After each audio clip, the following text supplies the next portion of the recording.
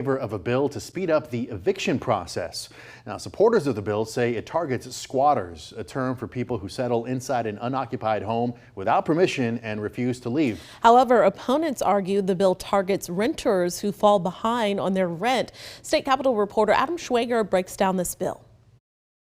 This is Senate Bill 38, designed to stop squatters. At a House Judiciary Committee meeting in April, landlords said people living in their properties without paying rent is a huge problem. 295 units. When we assumed management, half of the units were vacant, and many were occupied by individuals who had no legal right to be there. However, critics of the bill say it's not about squatters at all, but rather making it easier to evict all tenants. And the second you read the actual bill, it literally did not address squatters in one single way. The original bill didn't distinguish between a squatter who never had permission to be there versus a tenant who is late on rent. It would require a judge to rule in favor of a landlord without trial as long as there are no disputed facts, and tenants would only have 4 days to dispute any facts.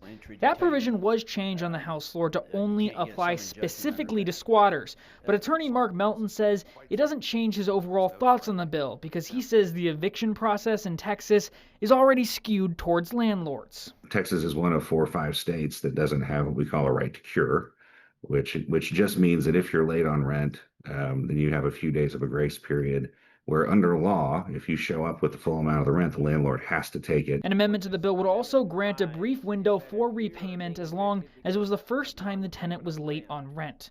The bill passed to a third reading, and if it's passed there, it will be sent to the Senate to see if they agree with these amendments. In Austin, I'm Adam Schwager. And the House will likely take a final vote on this bill tomorrow. Yes, Saturday. The House is working both days this weekend as the final deadline for them to consider bills from the Senate is coming up on Tuesday.